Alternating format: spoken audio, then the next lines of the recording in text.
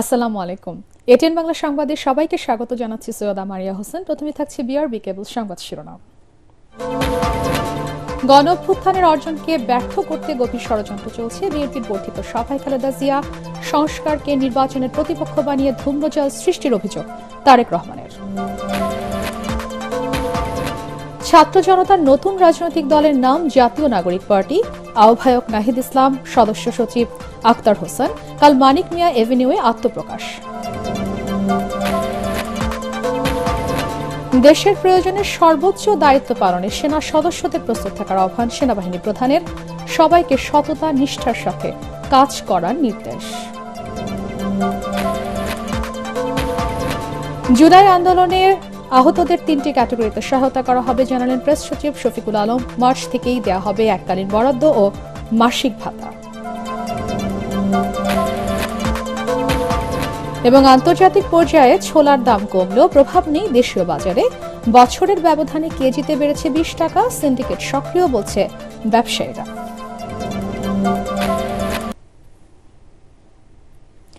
শুনছিলেন বিআরবি কেবল সংবাদ শিরোনাম, এবারে বিস্তারিত। ন্যূনতম সংস্কার শেষে দ্রুত জাতীয় নির্বাচন দিতে অন্তর্বর্তী সরকারের প্রতি আহ্বান জানিয়েছেন বিএনপি চেয়ারপারসন বেগম খালেদা জিয়া। সকালে দলের বর্ধিত সভায় লন্ডন থেকে ভার্চুয়ালি দেয়া বক্তব্যে তিনি বলেন, গণঅভ্যুত্থানের অর্জন ব্যর্থ করে দিতে পতিত স্বৈরাচার দেশের বিরুদ্ধে নানা চক্রান্ত করছে। ষড়যন্ত্র মোকাবেলায় সবাইকে ইস্পাত কঠিন ঐক্যবদ্ধ থাকার আহ্বান জানিয়েছেন সাবেক এই প্রধানমন্ত্রী। প্রতিহিংসা, প্রতিশোধ নয়, পারস্পরিক শ্রদ্ধাবোধ, ভালোবাসা দিয়ে দেশকে গড়ে তুলতে সবার প্রতি আহ্বান জানান বেগম খালেদা জিয়া। মইনুল আহসান জানাচ্ছেন বিস্তারিত। প্রধান অতিথি হিসেবে বক্তব্য রাখবেন দলের প্রাণ ভোমরা বেগম খালেদা জিয়া। এমন ঘোষণায় মুহূর্তেই উচ্ছ্বাস ছড়িয়ে পড়ে বিএনপির বর্ধিত সভায়। পূর্ব ঘোষণা না থাকায় লন্ডন থেকে বেগম খালেদা জিয়ার যুক্ত হওয়া ছিল তৃণমূল নেতাকর্মীদের জন্য বড় চমক। বিসমিল্লাহির রহমানির রহিম। প্রিয় সহকর্মীবৃন্দ, লন্ডনে চিকিৎসাধীন বেগম জিয়া লিখিত বক্তব্যের শুরুতেই জুলাই গণঅভ্যুত্থানে শহীদ ও আহতদের স্মরণ করেন। সেই সাথে বিগত 15 বছর শেখ হাসিনা বিরোধী আন্দোলন সংগ্রামে নানা ত্যাগ স্বীকার করা দলের নেতাকর্মীদের প্রতি জানান কৃতজ্ঞতা। আমি চিকিৎসার কারণে যুক্তরাজ্যে অবস্থান করলেও আমি সব সময় আপনাদের পাশেই আছি। দীর্ঘ 15 বছর গণতন্ত্রের জন্য, আমার মুক্তির জন্য আপনারা যে নিরন্তর সংগ্রাম করেছেন এবং আমাদের অসংখ্য সহকর্মী প্রাণ দিয়েছেন, জুলুম নির্যাতনের শিকার হয়েছেন, আপনাদের এ ত্যাগ শুধু দল নয়, জাতি চিরকাল স্মরণ রাখবে। সোয়া 6 মিনিটের লিখিত বক্তব্যে পতিত স্বৈরাচার এখনো নানা ষড়যন্ত্রে লিপ্ত অভিযোগ করে সবাইকে সতর্ক করে দেন সাবেক এই প্রধানমন্ত্রী। সেই সাথে দ্রুত জাতীয় নির্বাচনের তাগিদও ছিল বক্তব্যে। জনগণের প্রত্যাশা, রাষ্ট্র মেরামতের ন্যূনতম সংস্কার দ্রুত সম্পন্ন করে গণতান্ত্রিক ব্যবস্থায় ফিরে যাওয়ার জন্য সকলের কাছে গ্রহণযোগ্য একটি নির্বাচন অনুষ্ঠান সম্পন্ন করা। এখনো ফ্যাসিস্টদের দোসররা এবং বাংলাদেশের শত্রুরা গণ অভ্যুত্থানের মাধ্যমে প্রাপ্ত অর্জনকে নস্যাৎ করার জন্য গভীর চক্রান্তে লিপ্ত রয়েছে। ইস্পাত কঠিন ঐক্যের মাধ্যমে জনগণকে সঙ্গে নিয়ে এবং চক্রান্তকে ব্যর্থ করে দিতে হবে। দেশ ক্রান্তিকাল পার করছে মন্তব্য করে প্রতিহিংসা নয়, ভালোবাসা, ব্যক্তি বা দলীয় স্বার্থ নয়, ঐক্যবদ্ধ হয়ে দেশকে নতুন করে গড়ে তুলতে আবারও আহ্বান জানান জাতীয় ঐক্যের প্রতীক হয়ে ওঠা এই নেত্রী। ছাত্র, যুবক সহ দেশবাসীর কাছে আহ্বান রাখতে চাই, আসুন প্রতিহিংসা, প্রতিশোধ নয়, পারস্পরিক ভালোবাসা ও ভ্রাতৃত্বের মাধ্যমে আমরা সকলে মিলে আমাদের প্রিয় মাতৃভূমিকে, বাংলাদেশকে সত্যিকার অর্থেই একটি বাসযোগ্য, উন্নত ও গণতান্ত্রিক রাষ্ট্রে পরিণত করি। বেগম জিয়া তার বক্তব্যের ইতি টানতে গিয়ে তারেক রহমানের নেতৃত্বে দল সঠিক পথে আছে জানিয়ে নেতাকর্মীদের জিয়াউর রহমানের আদর্শ ধরে রেখে কাজ করার নির্দেশ দেন। মইনুল আহসান, এটিএন বাংলা, ঢাকা।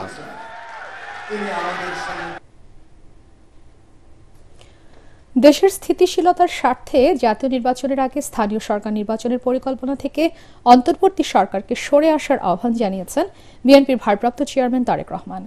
দীর্ঘদিন পর দলের বর্ধিত সভায় সভাপতির বক্তব্যে তিনি বলেন, নতুন রাজনৈতিক দলকে স্বাগত জানাবে বিএনপি, তবে ভোটের মাধ্যমে তাদের গ্রহণ বা বর্জনের রায় দেবে জনগণ। এ সময় দল ও দেশের বিরুদ্ধে ষড়যন্ত্র মোকাবেলায় সর্বস্তরের নেতাকর্মীদের ঐক্য ধরে রাখার তাগিদ দেন বিএনপির কেন্দ্রীয় নেতারা। কামরুজ্জামান রাজীবের রিপোর্ট। দীর্ঘ 7 বছর পর বাংলাদেশ জাতীয়তাবাদী দল বিএনপির বর্ধিত সভা। তৃণমূলের নেতাকর্মীদের পদচারণায় মুখর হয়ে ওঠে সভাস্থল জাতীয় সংসদ ভবনের এলডি হল প্রাঙ্গণ। শোক প্রস্তাবের মধ্যে দিয়ে শুরু হয় সভা। এরপর স্বাগত বক্তব্য রাখেন বিএনপি মহাসচিব মির্জা ফখরুল ইসলাম আলমগীর। তিনি বলেন, গণ অভ্যুত্থানের পর জনগণের ভোটাধিকার ও গণতন্ত্র প্রতিষ্ঠার সুযোগ এসেছে, তা ব্যর্থ হতে দেওয়া যাবে না।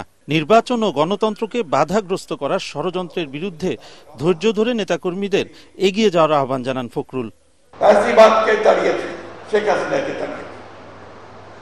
আমরা এখন অপেক্ষা করছি আমাদের জনগণের যে আশা আকাঙ্ক্ষা, আমাদের দলের প্রতিষ্ঠাতা শেখ জামানের যে স্বপ্ন, একটি আধুনিক সমৃদ্ধ বাংলাদেশ রূপান্তরিত করবার। লন্ডন থেকে ভার্চুয়ালি যুক্ত হয়ে সভাপতির বক্তব্য রাখেন বিএনপির ভারপ্রাপ্ত চেয়ারম্যান তারেক রহমান। তিনি অভিযোগ করেন, জাতীয় ঐক্য ও নির্বাচনকে বাধাগ্রস্ত করার অপচেষ্টা চলছে। যারা তাবেদার রাষ্ট্র তৈরি করতে চেয়েছিল তাদের ষড়যন্ত্র থেমে নেই। সংস্কারকে নির্বাচনের প্রতিপক্ষ বানিয়ে ধূম্রজাল তৈরি করা হচ্ছে। সংস্কার কিংবা স্থানীয় নির্বাচন, এসব ইস্যু নিয়ে জনগণের সামনে এক ধরনের ধূম্রজাল সৃষ্টি করা হচ্ছে। রাষ্ট্র এবং রাজনীতিতে সংস্কার একটি ধারাবাহিক প্রক্রিয়া। বিএনপির কাছে সংস্কারের ধারণা নতুন কিছু নয়। সরকারে কিংবা বিরোধী দলে বিএনপি যখন যে অবস্থানেই দায়িত্ব পালন করেছে, জনগণের আকাঙ্ক্ষাকে ধারণ করে সময়ের পরিপ্রেক্ষিতে সব সময় রাষ্ট্র, সরকার ও রাজনীতিতে প্রয়োজনীয় সংস্কার করেছে বিএনপি এবং করার চেষ্টা অব্যাহত রেখেছে। তারেক রহমান বলেন, নির্বাচন নিয়ে কোনো কোনো উপদেষ্টার বিভ্রান্তমূলক বক্তব্য হতাশা তৈরি করছে। সরকার যেখানে দ্রব্যমূল্য, আইন শৃঙ্খলা পরিস্থিতি নিয়ন্ত্রণ করতে পারছে না, সেখানে জাতীয় নির্বাচনের আগেই স্থানীয় নির্বাচনের কথা বলে দেশকে অনিশ্চয়তার দিকে ঠেলে দেওয়া হচ্ছে। সরকার যেখানে বাজার পরিস্থিতি কিংবা আইন শৃঙ্খলা পরিস্থিতি নিয়ন্ত্রণে কাঙ্ক্ষিত সাফল্য অর্জন করতে পারছে না, সেখানে জাতীয় নির্বাচনের আগে স্থানীয় নির্বাচন অনুষ্ঠানের নামে কেন দেশের পরিস্থিতি আরো ঘোলাটে করতে চাইছে, এটি জনগণের কাছে বোধগম্য নয়। গণতন্ত্রকে আমি জনগণ মনে করেন, স্থানীয় নির্বাচন অনুষ্ঠিত হলে সেটি হবে সারা দেশে পলাতক স্বৈরাচারের দোসরদের পুনর্বাসনের একটি প্রক্রিয়া। জনগণের সমর্থন পেলে বিএনপি জবাবদিহিমূলক সরকার প্রতিষ্ঠা করতে বাধ্য থাকবে। শৃঙ্খলা বজায় রেখে নেতাকর্মীদের নির্বাচনের প্রস্তুতি নেওয়ার আহ্বান জানান বিএনপির ভারপ্রাপ্ত চেয়ারম্যান। বর্ধিত সভায় দেশের স্থিতিশীলতার স্বার্থে স্থানীয় সরকার নির্বাচনের ভাবনা থেকে সরে আসতে অন্তর্বর্তী সরকারের প্রতি আহ্বান জানিয়েছেন তারেক রহমান। নেতাকর্মীদের উদ্দেশ্যে তিনি বলেন, বিএনপির ভাবমূর্তি নষ্ট হয় এমন কোনো কাজকে বিন্দুমাত্র প্রশ্রয় দেবে না বিএনপি। কামরুজ্জামান রাজীব, এটিএন বাংলা, জাতীয় সংসদ ভবন, ঢাকা। জাতীয় নির্বাচন সংস্কার সহ আগামী দিনের চ্যালেঞ্জ মোকাবেলায় সুযোগ সন্ধানী নয়, দুঃসময়ের পরীক্ষিত ও যোগ্যদেরকেই গুরুত্বপূর্ণ পদে রাখার দাবি জানিয়েছেন বিএনপির তৃণমূলের প্রতিনিধিরা। বর্ধিত সভায় দলের ভারপ্রাপ্ত চেয়ারম্যান তারেক রহমানের প্রতি এই আহ্বান জানান তারা। একই সাথে জাতীয় ও আন্তর্জাতিক ষড়যন্ত্র মোকাবেলায় সমমনা দল ও জোটের সাথেও বৃহত্তর ঐক্য ধরে রাখার তাগিদ দেন অনেকে। বিস্তারিত জানাচ্ছেন একরামুল হক সায়েম। দীর্ঘদিন পর সারা দেশের বিএনপি নেতারা বসেন একই ছাতার নিচে। বর্ধিত সভাকে ঘিরে বিভিন্ন এলাকার সহযোদ্ধাদের পেয়ে দেখা যায় অন্যরকম প্রাণচাঞ্চল্য। এবারের এই সভার প্রতিপাদ্য বিষয়, সুদৃঢ় ঐক্যই রুখে দিতে পারে সব ষড়যন্ত্র। তবে এমন অনুকূল রাজনৈতিক পরিবেশে বিএনপি কি ষড়যন্ত্রের আভাস পাচ্ছে, প্রশ্ন ছিল তৃণমূল নেতাদের কাছে। সংসদ নির্বাচনের আগে স্থানীয় নির্বাচন করবে, এটা আমরা মনে করি এটা ষড়যন্ত্র দেখতে পাচ্ছি। প্রতিটি স্বৈরাচারদের কিছু এজেন্ট আছে, দোসর আছে, তারা চতুর্দিকে একবার একটা পদ্ধতি চেষ্টা করছে যাতে করে বাংলাদেশ আইন শৃঙ্খলার ধরন অবনতি হয়। প্রশ্ন ছিল ষড়যন্ত্র মোকাবেলায় কি ধরনের ঐক্য চান তারা, সেক্ষেত্রে চ্যালেঞ্জই বাকি।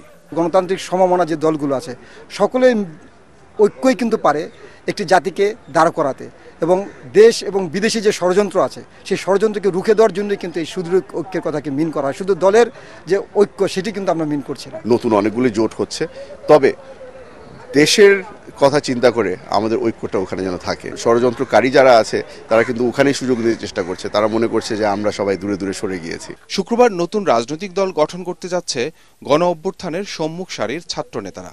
এ নিয়ে কি ভাবছেন বিএনপি নেতারা? বিএনপির বিরুদ্ধে আমি তো মনে করি কোনো রাজনৈতিক দলই নাই, তো নতুন কোনো রাজনৈতিক দল যদি সৃষ্টি হয় আগামী নির্বাচনে আমাদের সাথে অংশগ্রহণ করে অবশ্যই তাদেরকে ওয়েলকাম জানাবো। তবে পরিস্থিতি যতই অনুকূল থাকুক না কেন আগামী দিনের রাজনীতির মাঠ খুব একটা মসৃণ থাকছে না বলেই মনে করেন বেশিরভাগ বিএনপি নেতা। যারা আন্দোলন সংগ্রামী ছিল দীর্ঘ 15-16টি বছর এই স্বৈরাচারী শেখ হাসিনার বিরুদ্ধে, তাদেরকে যদি আনা হয় দায়িত্বপূর্ণ জায়গায়, আমার মনে হয় বিএনপি ইনশাল্লাহ ওইটাই মনে করবে যে তৃণমূল নেতাকর্মী তাদের মূল্যায়িত হয়েছে। আমরা ভোটের অধিকার পাবো, আমরা ভোট দিব এবং জনগণ তাদের পছন্দ সরকার বেছে নেবে। কবে সংস্কার শেষ হবে, কবে আমাদের নির্বাচন হবে। বর্ধিত সভার দ্বিতীয় অধিবেশনে তৃণমূলের নেতাদের বক্তব্য শুনেন বিএনপির ভারপ্রাপ্ত চেয়ারম্যান তারেক রহমান, দেন নানা নির্দেশনা। দীর্ঘ 16-17 বছর মামলা হামলা সহ নানা নিপীড়নের শিকার হয়েছিলেন বিএনপি নেতাকর্মীরা। উন্মুক্ত গণতান্ত্রিক পরিবেশে এই বর্ধিত সভায় তারেক রহমানের উপস্থিতিতে সেসব ঘটনার খানিকটা তুলে ধরেন তৃণমূলের নেতাকর্মীরা। একই সাথে নিপীড়িত যোগ্য নেতৃত্বকে মূল্যায়ন করা এবং ব্যক্তি স্বার্থকে উপেক্ষা করে দলীয় ও দেশের স্বার্থে ঐক্যবদ্ধ হওয়ার তাগিদ দেন তারা। ইকরামুল হক সায়েম, এটিএন বাংলা, ঢাকা। জাতীয় নাগরিক পার্টি নামে আসছে 24-এর গণ অভ্যুত্থানের তরুণদের নতুন দল। দলের আহ্বায়ক হচ্ছেন নাহিদ ইসলাম, সদস্য সচিব আক্তার হোসেন ছাড়াও মুখ্য সংগঠক সার্জিস আলম এবং হাসনাত আব্দুল্লাহ। আগামীকাল রাজধানীর মানিক মিয়া এভিনিউয়ে আত্মপ্রকাশ অনুষ্ঠানের প্রস্তুতি চলছে জোরে সোরে। শুরু হয়েছে মূল মঞ্চ তৈরির কাজ। এতে সারা দেশ থেকে জাতীয় নাগরিক কমিটি ও বৈষম্য বিরোধী ছাত্র আন্দোলনের প্রায় 4 লাখ কর্মী সমর্থকদের অংশ নেওয়ার কথা রয়েছে। এ অনুষ্ঠানে আমন্ত্রণ জানানো হয়েছে ফ্যাসিবাদ বিরোধী আন্দোলনে যুক্ত থাকা বিএনপি, জামাত সহ সব রাজনৈতিক দলকে। রিপোর্ট করছেন আদ্দিন সজীব। লাল সবুজের বুকে আত্মপ্রকাশ করতে যাচ্ছে আরও একটি নতুন রাজনৈতিক দল। গণ অভ্যুত্থানে অংশ নেওয়া ছাত্র নাগরিকদের এই দলের খবর এখন দেশের আনাচে কানাচে ছড়িয়ে পড়েছে। রাজধানীর মানিক মিয়া অ্যাভিনিউয়ে দলটির আত্মপ্রকাশ এখন কয়েক ঘন্টার বিষয়। ওপেন স্টেজ হবে, এটা আমাদের অনেক বড় করে আমাদের যে মানিক মিয়া এভিনিউর সংসদ ভবনের পাশে যে রোডটা আছে ওই রোডে হচ্ছে আমরা এই স্টেজটা করব, এখানে উন্মুক্ত থাকবে। ইতিমধ্যেই চূড়ান্ত হয়েছে দলের শীর্ষ নেতৃত্ব। আহ্বায়ক হচ্ছেন নাহিদ ইসলাম, সদস্য সচিব আক্তার হোসেন, উত্তরাঞ্চলের মুখ্য সংগঠক সার্জিস আলম, দক্ষিণাঞ্চলের মুখ্য সংগঠক হাসনাত আব্দুল্লাহ, মুখ্য সমন্বয়ক নাসির উদ্দিন পাটোয়ারি এবং যুগ্ম মুখ্য সমন্বয়ক আব্দুল হান্নান মাসুদ। আমরা ইতিহাসের স্তরে স্তরে আমরা দেখেছি যে মানুষের যে গণ আকাঙ্ক্ষা তৈরি হয়, সেই গণ আকাঙ্ক্ষা রাজনৈতিক কর্মকাণ্ডের মধ্য দিয়ে সেগুলো প্রতিফলিত হয়নি। ইতিহাসের স্তরে স্তরে মানুষ হচ্ছে বঞ্চিত হয়েছে। তো মানুষের আকাঙ্ক্ষা আবার আমাদের ঘিরে তৈরি হচ্ছে, সেটি ইতিবাচক। 28 ফেব্রুয়ারি আত্মপ্রকাশ অনুষ্ঠানের প্রস্তুতি শুরু হয়েছে আরও একদিন আগে থেকেই। আমন্ত্রণ জানানো হয়েছে জুলাই বিপ্লবের শহীদ পরিবার, আহত যোদ্ধা এবং ফেসিবাদ বিরোধী সকল রাজনৈতিক দল এবং পক্ষকে। বাড়তি নিরাপত্তায় সিসি ক্যামেরা বসানোর কাজও শেষ। যেই জায়গায় আমরা বাংলাদেশকে দেখতে চাই সেই জায়গায় দেখার সবচেয়ে অন্যতম একটি প্রধান শর্ত হচ্ছে রাজনৈতিক দলগুলোর মধ্যে একটা মিউচুয়াল রেসপেক্ট থাকতে হবে। আমরা বিশ্বাস করি আগামীকাল সকলেই আসবে এবং আগামীতেও যদি নতুন কোন রাজনৈতিক দল বাংলাদেশে আজকে থেকে 2, 4, 5, 10 বছর পরে আমরা দেখি, আমরা সবাই ঐক্যবদ্ধভাবে তাদেরকেও এই যে পজিটিভ যে সাপোর্ট সেটি আমরা আমাদের জায়গা থেকে করব। জাতীয় নাগরিক পার্টির মুখ্য সংগঠক সার্জিস আলম এবং হাসনাত আব্দুল্লাহ বলেন, ঢাকা ও আশপাশের এলাকা থেকে আত্মপ্রকাশ অনুষ্ঠানে যোগ দিতে যাচ্ছেন অন্তত 2 লাখ কর্মী সমর্থক। সারা দেশ থেকে আসছেন আরও অন্তত 2 লাখ, সব মিলিয়ে 4 লাখেরও বেশি মানুষের উপস্থিতি আশা করছেন তারা। এই যে একটা অভূতপূর্ব সারা পুরো বাংলাদেশ থেকে আমরা তাদের এই প্রত্যাশার যে পারদ সেটাকে সবসময় বজায় রেখে সততা, ন্যায়, দেশপ্রেম এগুলোকে সামনে রেখে দেশ এবং দেশের মানুষের প্রায়োরিটি সবার আগে রেখে আমরা কাজ করে যাব। অনেকেই যুক্ত হবে, অনেকেই যুক্ত হয়ে চলে যাবে, সেটি রাজনৈতিক প্রক্রিয়ার অংশ। তো এই বিষয়গুলো আমরা চেষ্টা করছি যে এই বিষয়গুলোকে কিভাবে অন্তর্ভুক্তিমূলক করা যায়। ইলেকটোরাল প্রসেস আপনি যেটি বলছেন, যেটি প্রত্যেকটি রাজনৈতিক দলের চূড়ান্ত লক্ষ্য থাকে, সেটির দিকে অবশ্যই আমরা যাচ্ছি। জন আকাঙ্ক্ষা বাস্তবায়নে তরুণদের এই নতুন দল ভিন্ন কি পরিকল্পনা নিয়ে নতুন ধারার রাজনীতির সূচনা করতে যাচ্ছে সেদিকেই তাকিয়ে দেশের কোটি মানুষ। আদ্দিন সজীব, এটিএন বাংলা, ঢাকা।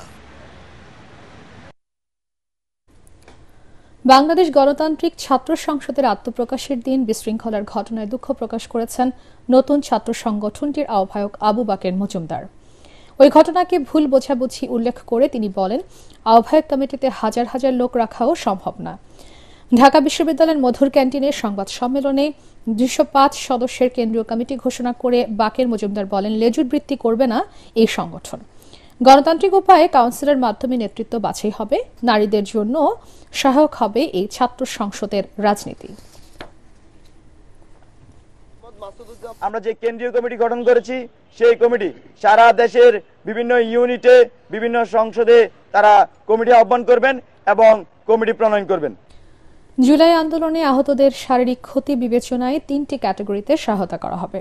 যারা অন্যের সহায়তা ছাড়া চলতে পারেন না তারা ক্যাটাগরি এ, যাদের অবস্থা অপেক্ষাকৃত কম গুরুতর আহতদের ক্যাটাগরি বি এবং চিকিৎসার পর যারা সুস্থ হয়েছেন তাদের সি ক্যাটাগরির আওতাভুক্ত করা হয়েছে বলে জানিয়েছেন প্রধান উপদেষ্টার প্রেস সচিব শফিকুল আলম।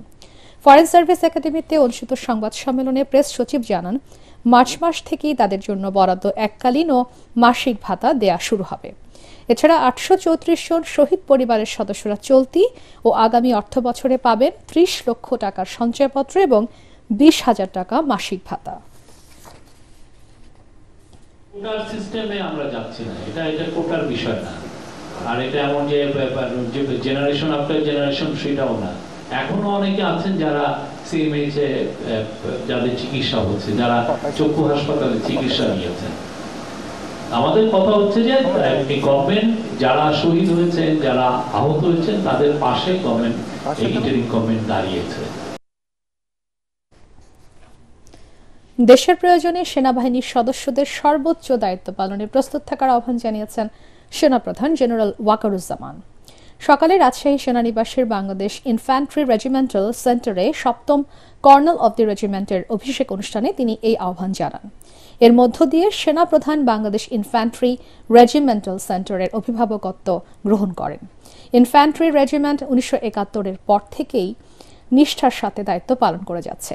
আগামীতে এই রেজিমেন্টকে আরও আধুনিক ও সক্ষম করে গড়ে তোলা হবে বলে জানান জেনারেল ওয়াকারুজ্জামান। এর আগে রাজশাহী সেনানিবাসের প্যারেড গ্রাউন্ডে পৌঁছলে তাকে সামরিক রীতি অনুযায়ী আনুষ্ঠানিকভাবে অভিবাদন জানানো হয়। আমি আশা করব বাংলাদেশ ইনফ্যান্ট্রি রেজিমেন্টের প্রতিটি সদস্য তাদের উপর অর্পিত দায়িত্ব সর্বোচ্চ শৃঙ্খলা এবং পেশাদারিত্বের সাথে পালন করবে। এই রেজিমেন্টের প্রতিটি সদস্য দেশের যে কোনো প্রয়োজনে স্বতঃস্ফূর্তভাবে দায়িত্ব পালন করবে এবং প্রয়োজনে নিজেদের জীবন উৎসর্গ করতে প্রস্তুত থাকবে। মারামারি ও কাঁদা ছোড়াছুড়ি বন্ধ না করলে দেশের সার্বভৌমত্ব বিপন্ন হতে পারে। সেনাপ্রধানের দেয়া সতর্কবার্তা তিনি জেনে বুঝেই দিয়েছেন বলে মন্তব্য করেছেন উপদেষ্টা এম শাখাওয়াত হোসেন। সচিবালয়ে সাংবাদিকদের প্রশ্নের জবাবে তিনি আরও বলেন, সেনাপ্রধান একটি বাহিনী চালাচ্ছেন, তিনি ভালোই বোঝেন। উপদেষ্টা জানান, 40,000 কোটি টাকা ঋণ জালিয়াতির অভিযোগে বেক্সিমকো ইন্ডাস্ট্রিয়াল পার্কের 14টি কারখানা বন্ধ করা হয়েছে। 9 মার্চ থেকে বেতন ভাতা সহ বকেয়া পাবেন কর্মীরা, রিপোর্টে জানাচ্ছেন মাহবুব কবির চপল। যদি কাদা ছোড়াছুড়ি করেন, মারামারি কাটাকাটি করেন, এই দেশ এবং জাতির স্বাধীনতা সার্বভৌমত্ব বিপন্ন হবে। দেশের চলমান আইন শৃঙ্খলা পরিস্থিতির মধ্যে সেনাপ্রধানের এমন বক্তব্য নিয়ে চলছে নানা ধরনের আলোচনা। বিষয়টি নিয়ে সরকারের অবস্থান জানতে প্রশ্ন করা হয় শ্রম উপদেষ্টা সাবেক সেনা কর্মকর্তা শাখাওয়াত হোসেনকে। তিনি মনে করেন সেনাপ্রধান জেনে বুঝে এসব বলেছেন। সেনাপ্রধান আমার জন্য অনেক উঁচু স্তরের লোক, তিনি একটি বাহিনী চালাচ্ছেন এবং তিনি কোনো কথা না বুঝে বলেন নাই। বাকিটা ইন্টারপ্রিটেশন কি এটা আপনারা জানেন। আর আমি যতটুকু ওনাকে চিনি, very straight forward man, very very straight forward man, যা বলার মানুষের মুখের উপরে বলার মতো লোক। উপদেষ্টা জানান, সালমান এফ রহমান বেক্সিমকো ইন্ডাস্ট্রিয়াল পার্কের 14টি গার্মেন্টস কারখানার বিপরীতে 40,000 কোটি টাকা ঋণ জালিয়াতি করেছেন। তার অনুপস্থিতিতে বাধ্য হয়ে এসব প্রতিষ্ঠান বন্ধ করতে হয়েছে। তবে 33,000 কর্মীর বকেয়া 525 কোটি টাকা সরকার পরিশোধ করবে বলে জানান তিনি। বেক্সিমকো ইন্ডাস্ট্রিয়াল পার্কের লে-অফকৃত 14টি প্রতিষ্ঠান বন্ধের জন্য 31,669 শ্রমিক এবং 1,565 জন কর্মকর্তার পাওনা বাবদ মোট, যেটা নিয়ে আপনারা বেশি ইন্টারেস্টেড, 525.46 কোটি টাকা সংস্থান হয়েছে। বিধায় আমি যেটা বললাম যে আগামী 9 তারিখের ভিতরে যে গাড়িটা পেয়ে যাবে। ঋণ জালিয়াতির সাথে জড়িত বেক্সিমকো এবং ব্যাংক কর্মকর্তাদের বিরুদ্ধে মামলা করা হবে বলেও জানান উপদেষ্টা। যারা যারা ইনভলভ এই টাকা দেওয়ার পিছনে প্রত্যেকের বিরুদ্ধে ইনকোয়ারি হবে এবং প্রত্যেকের বিরুদ্ধে মামলা করতে হবে। বিদেশে যারা গেছে তারা হয় তাদের আসবে অথবা ওইখানেই থাকবে এবং নন গাটা হয়ে লোকজন আটকা পড়বে। আমি জানি না কী হবে। আই হ্যাভ অলরেডি আস্কড আপনার ইসেকে, স্বরাষ্ট্র মন্ত্রণালয়, দরকার হলে পাসপোর্ট বাতিল করবেন। বিষয়টি নিয়ে কোনো ধরনের ষড়যন্ত্র করলে কঠোর ব্যবস্থা নেওয়ার হুঁশিয়ারি দেন শ্রম উপদেষ্টা। এমন কিছু করতে দেবেন না। মাহবুব কবির চপল, এটিএন বাংলা, ঢাকা। আন্তর্জাতিক পর্যায়ে ছোলার দাম কমলেও তার প্রভাব নেই দেশীয় বাজারে। আমদানি প্রায় দ্বিগুণ হলেও বছরের ব্যবধানে কেজিতে বেড়েছে 20 টাকা। ব্যবসায়ীরা জানান, বাজারে ছোলার সরবরাহ স্বাভাবিক থাকলেও ডলারের মূল্য বৃদ্ধি এবং সিন্ডিকেট করেই বাড়ানো হয়েছে দাম। আর খুচরা বাজারে নজরদারি বাড়ানোর পরামর্শ কনজিউমার অ্যাসোসিয়েশন অব বাংলাদেশ ক্যাবের। তরিক ইসলামের রিপোর্ট। ইফতারির অন্যতম উপকরণ ছোলা। রোজা এলেই বাড়ে ছোলার চাহিদা। ক্রেতা চাহিদা বিবেচনায় রেখে ছোলা ডাল সহ 11টি পণ্য আমদানিতে বিশেষ ছাড় দেয় কেন্দ্রীয় ব্যাংক। সেই সুবিধা নিয়ে আমদানিও হয় প্রায় দ্বিগুণ। ট্যারিফ কমিশনের তথ্য মতে রোজায় ছোলার চাহিদা প্রায় 1 লাখ টন, যেখানে গত আড়াই মাসে ছোলা আমদানি হয়েছে প্রায় 1,60,000 টন। গত বছরের তুলনায় আমদানি বেশি হয়েছে 71,000 টন বা 80% বেশি। এত আমদানির পরেও বাজারে তার প্রভাব নেই, দাম বেড়েই চলেছে ছোলার। আমদানি তথ্য অনুযায়ী 2024 সালের টন প্রতি $680 কেনা ছোলা খুচরা পর্যায়ে কেজি প্রতি বিক্রি হয় 80 থেকে 85 টাকা। অথচ বছরের ব্যবধানে প্রায় $700 কেনা ছোলার খুচরা পর্যায়ে দাম 110 থেকে 120 টাকা পর্যন্ত। ব্যবসায়ীদের দাবি, ডলার সংকট ও দাম বাড়ার প্রভাব পড়েছে ছোলার বাজারে। অভিযোগ করেন সিন্ডিকেটের। ডলার যদি আপনার কাছে পর্যাপ্ত পরিমাণ ডলার থাকে, তাহলে ডলারের দাম কমে গেলে আমরা কম দামে মালটা কিনতে পারি, আমরা কম দামে খাওয়াইতে পারি। সকালে বলে 95 টাকা, দুপুরে বলে 97 টাকা, বিকালে বলে 98 টাকা, সন্ধ্যায় বলে 100 টাকা। নেন নেন, না নেন না নেন, আপনি না নিয়ে যাইবেন কই? আর consumer association of Bangladesh CAB বলছে, ভোক্তার স্বার্থ সুরক্ষায় বাড়াতে হবে বাজার তদারকি। যারা এই ধরনের ছোলা আমদানিতে কারচুপি করে দাম বাড়ায় সুবিধা নেবে, তাদের লাইসেন্স বাতিলের উপর প্রভিশন থাকতে হবে। এগুলোকে যদি আইনি নজরদারির আওতায় এভাবে আনা যায়, তাহলে আমার ধারণা যে পণ্যের মূল্য বৃদ্ধি বা পণ্যের মূল্য নিয়ন্ত্রণীয় হয়ে যাওয়া, এটা অনায়াসে নিয়ন্ত্রণ হতে পারে। বছরের ব্যবধানে ছোলার দাম কেজি প্রতি 20 টাকা বাড়ায় দোকানিরা দোষ চাপাচ্ছেন পাইকারদের উপর। আর পাইকাররা বলছেন, ভোক্তার পকেট কাটছে খুচরা দোকানিরা। আন্তর্জাতিক বাজারে কমেছে ছোলার দাম, বেড়েছে ছোলার আমদানিও। তারপরও দাম চড়া আসন্ন রমজানে ইফতারের অন্যতম উপকরণ ছোলার। ব্যবসায়ী নেতারা বলছেন, বাজার সিন্ডিকেট ও ডলার সংকটের কারণেই বেড়েছে ছোলার দাম। তরিক ইসলাম, এটিএন বাংলা, ঢাকা। পবিত্র রমজানে ছোলা, খেজুর, মসুর ডাল সহ 7 ধরনের ভোগ্যপণ্যের এবার ব্যাপক আমদানি হওয়ায় বাজারে সংকট তৈরির কোনো শঙ্কা নেই বলে জানিয়েছে চট্টগ্রাম বন্দর কর্তৃপক্ষ। এক ব্রিফিংয়ে বন্দরের chairman rear admiral SM Moniruzzaman জানান, গত 2 মাসে 3.5 লাখ মেট্রিক টন ভোজ্য তেল আমদানি হয়েছে। এছাড়াও পণ্য খালাস করতে সম্প্রতি সৃষ্ট লাইটার জাহাজের কৃত্রিম সংকট এড়াতে ব্যবস্থা নেওয়া হচ্ছে। চট্টগ্রাম থেকে আরো জানাচ্ছেন সৈয়দ তামিম মাহমুদ। রমজানকে সামনে রেখে সবসময়ই অস্থির থাকে ভোগ্যপণ্যের বাজার। বিপ্লব পরবর্তী বাংলাদেশে এবারও এর ব্যতিক্রম হয়নি। ফলে রমজানের আগেই বেড়েছে বেশ কিছু নিত্যপণ্যের দাম। এরই মধ্যে অভ্যন্তরীণ নৌরুটেও দেখা দিয়েছে লাইটার জাহাজের সংকট। এদিকে কাস্টমসের তথ্য বলছে গেল 1.5 মাসে পেঁয়াজ আমদানি হয়েছে চাহিদার প্রায় 7 গুণ, চিনি এসেছে 1.5 গুণ বেশি। কর্তৃপক্ষ বলছে এবার তেল আমদানিও হয়েছে চাহিদার তুলনায় বেশি। আমরা চট্টগ্রাম বন্দরের মাধ্যমে 3,42,500 মেট্রিক টনের মতো তেল গত শুধু জানুয়ারি এবং ফেব্রুয়ারি এই 2 মাসে এসছে। অভিযোগ রয়েছে মাদার ভেসেল থেকে পণ্য খালাস করে কোনো কারণ ছাড়াই বন্দর সীমায় দিনের পর দিন লাইটার জাহাজগুলো অবস্থান করে। এই সময় লাইটারের জাহাজগুলোকে অনেকটা ভাসমান গুদাম হিসেবে ব্যবহার করে কিছু ব্যবসায়ী। অলস যে জাহাজগুলো বসে থাকে সেই জাহাজগুলোর একটি বিরূপ প্রভাব কিন্তু আমাদের পণ্য পরিবহনে একটা পড়তে পারে, এবং সেই সাথে আমাদের যে পণ্য পরিবহনের যে সকল ব্যবস্থাপনাগুলো আছে সেখানেও কিন্তু একটা জট লাগার সম্ভাবনা থাকে। 72 ঘন্টার বেশি লোড করার পরে থাকতে পারবে না। বাজারে টাইমলি এই কার্গো এগুলো পৌঁছাচ্ছে না, যার ফলে বাজারে একটা আর্টিফিশিয়াল সংকট সৃষ্টি হয়। বন্দরের অপারেশনাল কার্যক্রম স্বাভাবিক রাখতে বন্দর থেকে 10,000 নিলামযোগ্য কন্টেইনার সরাতেও কাস্টমস ও এনবিআর এর সাথে যৌথভাবে বন্দর কাজ করছে বলে জানান বন্দরের চেয়ারম্যান। এই অকশনগুলো করে দিলে 10,000 কন্টেইনার যদি বের হয়ে যায়, আপনি চিন্তা করছেন কত স্পেস আমার বের হয়ে যাবে। সৈয়দ তামিম মাহমুদ, এটিএন বাংলা, চট্টগ্রাম। গভর্নমেন্ট সিস্টেমের পরিবর্তন ছাড়া কোনো সংস্কার কাজে আসবে না বলে মন্তব্য করেছেন দৈনিক আমার দেশ পত্রিকার সম্পাদক মাহমুদুর রহমান। তিনি বলেন, দেশের ভেতর এবং বাইরের ঝুঁকি খতিয়ে দেখতে হবে। দাবি জানান ন্যাশনাল সিকিউরিটি কাউন্সিল গঠনের। বিকেলে রাজধানীর কারওয়ান বাজারে পত্রিকাটির কার্যালয়ে জাতীয় নিরাপত্তা নীতিমালা প্রণয়ন গোলটেবিল আলোচনা অনুষ্ঠানে এ দাবি জানান। এ সময় দেশের স্বার্থ সুরক্ষা ও নিরাপত্তা নিশ্চিতে জাতীয় সুরক্ষা নীতিমালা বাস্তবায়নের দাবি জানান বক্তারা। এই সিস্টেমের মধ্যে আপনি এই আইন করবেন যে 2বারের বেশি কেউ প্রধানমন্ত্রী থাকতে পারবে না, এটা অনেকটা সোনার পাথর বাটির মতো হয়ে যাবে। কাজে আমি ব্যক্তিগতভাবে মনে করি যে প্রথম রিফর্ম আমাদের গভর্নমেন্ট সিস্টেমে হতে হবে।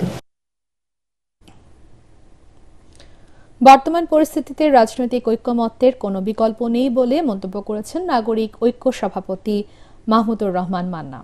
তিনি বলেন, শুধুমাত্র ঐক্যের অভাবে বিশ্বের অনেক দেশের গণ-অভ্যুত্থান সফলতার মুখ দেখেনি। 2 মার্চ ঐতিহাসিক জাতীয় পতাকা উত্তোলন দিবস উপলক্ষে রাজধানীতে জাতীয় সমাজতান্ত্রিক দল জেএসডি আয়োজিত আলোচনা সভায় তিনি এসব কথা বলেন।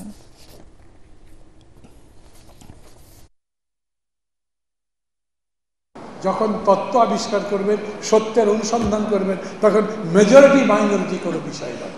ঐক্যবদ্ধ গড়ে তোলবার এই লড়াই, বুদ্ধির লড়াই, শিক্ষার লড়াই, জ্ঞানের লড়াইয়ের মধ্যে আগামী 6 মাস সমগ্র জাতি যদি প্রবৃত্ত হতে না পারে, তাহলে আমরা অনেক বড় সমস্যায় পড়ব।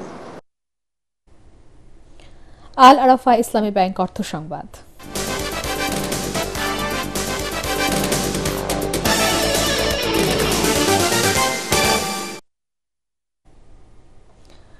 পুঁথিগত শিক্ষায় সীমাবদ্ধ না থেকে বিশ্লেষণ ও সৃজনশীল জ্ঞান অর্জনে নতুন প্রজন্মের প্রতি আহ্বান জানিয়েছেন পররাষ্ট্র উপদেষ্টা তৌহিদ হোসেন।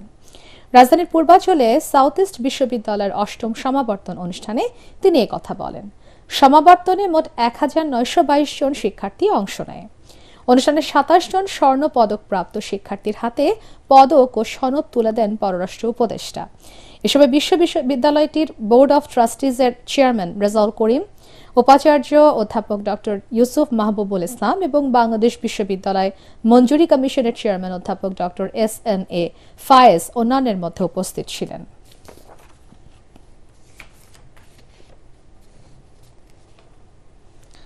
এবারে আন্তর্জাতিক সংবাদ।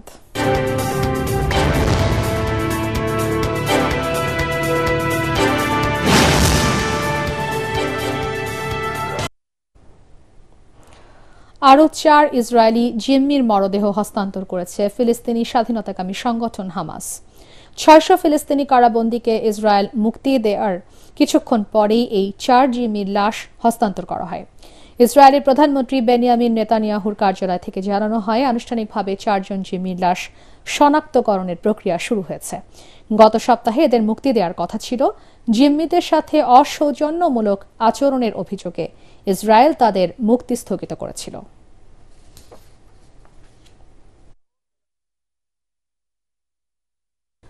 আন্তর্জাতিক মাতৃভাষা দিবস উপলক্ষে আয়োজিত 4 দিনব্যাপী ফুড অ্যান্ড বেভারেজ কনজিউমার মেলা এবং পিঠা উৎসবের পর্দা নামল আজ।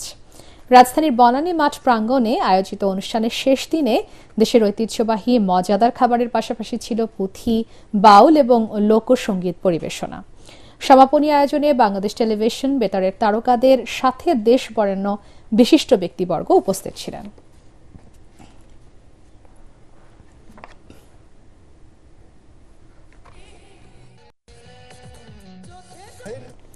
পার্টিক্স খেলার খবর।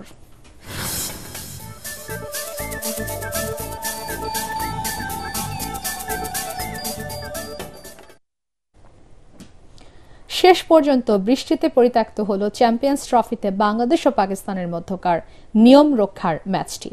রাওয়ালপিন্ডিতে ঝুম বৃষ্টি হওয়ায় টসও হতে পারেনি। তাতে পয়েন্ট ভাগাভাগি করে 2 দল, এতে অন্তত খালি হাতে ফিরতে হচ্ছে না 2 দলকে। 1 পয়েন্ট করে পেয়েছে পাকিস্তান ও বাংলাদেশ। আগের 2 ম্যাচে কম ব্যবধানে হারায় পাকিস্তানের চেয়ে রান রেটে এগিয়ে আছে টাইগাররা। গ্রুপ পর্বে নিজেদের শেষ ম্যাচে দক্ষিণ আফ্রিকার কাছে ইংল্যান্ড হারলে 6ষ্ঠ স্থান নিয়ে প্রতিযোগিতা শেষ করবে নাজমুল হোসেন শান্তর দল।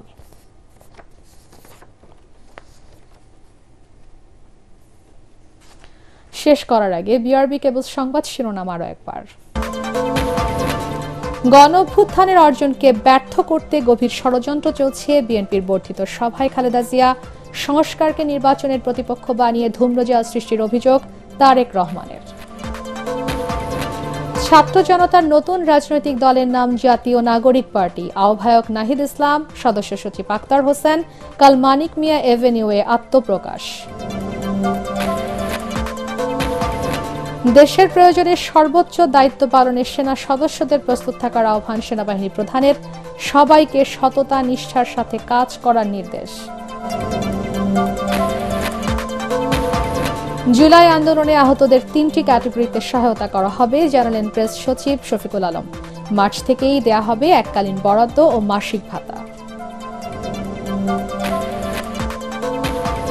এবং আন্তর্জাতিক পর্যায়ে ছোলার দাম কমলেও প্রভাব নেই দেশীয় বাজারে। বছরের ব্যবধানে কেজিতে বেড়েছে 20 টাকা। সিন্ডিকেট সক্রিয় বলছে ব্যবসায়ীরা। পরবর্তী সংবাদ দেখার আমন্ত্রণ জানিয়ে এখনকার মতো শেষ করছি এটিএন বাংলার সংবাদ। ইউটিউবে দেখতে ব্রাউজ করুন youtube/এটিএন বাংলা নিউজ। ধন্যবাদ সবাইকে।